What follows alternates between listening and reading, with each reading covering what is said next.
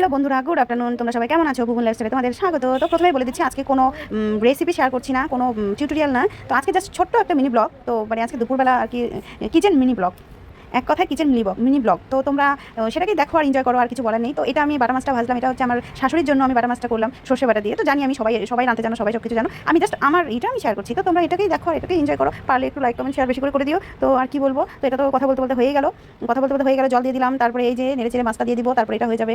তো সবাই জানো সব কিছু, এটা নতুন করে বলার কিছু না, এমন কিছু আহামরি করছি না, কিন্তু ভাবলাম যে না, এটা একটু শেয়ার করে দিই। তো বন্ধুরা কি শুধু ভালোটাই দেখবে? একটু নর্মালটা দেখো। আমি আবার নর্মাল থাকতে বেশি ভালোবাসি, বেশি আর্টিফিশিয়াল পছন্দ না।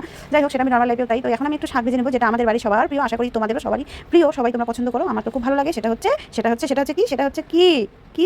ঢেঁকি শাক। একটু মজা করলাম, জাস্ট এটা নিয়ে কিছু করো না, যাই হোক, করলেও কোনো ব্যাপার না। তোমরা একটু সেটাকে এনজয় করো, আর কি বলবো, আর আমার কিছু বলা নেই গো, ভার বলছি আমি সব। তো যাই হোক, এগুলো কি বলবো, আমি আমার অত কথা বলার এক্সপিরিয়েন্স নাই এভাবে, তো তোমরা সবাই জানো। আর একটু বেশি বেশি করে শেয়ার করে দিবে, আর কি বলার বলো। তো আমি তো একটু নতুন, আর কোথায় কোথায় ভুলে তোমরা জানাবে আমাকে। যাই হোক, কি বলবো, আমার তো কথা বলতে বলতে আর কি বলছি, আলতু কথা বলছি, আবল তাবল, আমার বলার মতো কিছু নেই, তাই আমি একটু এগুলোই বলছি। তো আর কি বলবো, তো এই দেখো আমার কথা বলতে বলতে কিন্তু শাক ভাজাটা কি সুন্দর হয়ে গেছে। তো স্মেলটা কিন্তু পরে ভয়েস ওভার দিচ্ছি, বাট কিন্তু স্মেলটা কিন্তু খুব সুন্দর ছিল। তো দেখো কি সুন্দর, এখন আমি নামিয়ে নেবো।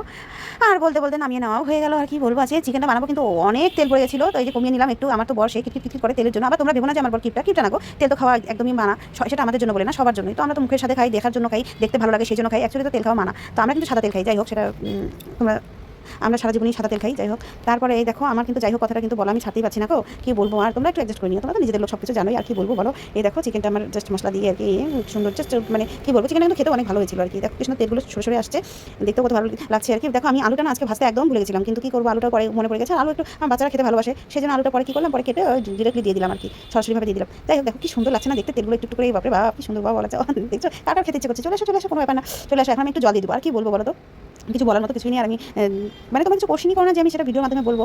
তো আমার ভিডিওটা যদি ভালো লাগে তোমরা কিন্তু লাইক কমেন্ট শেয়ার করো। দেখো আমি গরম মশলা দিয়ে দিলাম, কেমন হয়েছে ভিডিওটা তোমরা কিন্তু জানাবে। হ্যাঁ, তো দেখো আমার রান্নাটা কত সুন্দর, ইয়ামি লাগছে। তো টাটা, বাই বাই।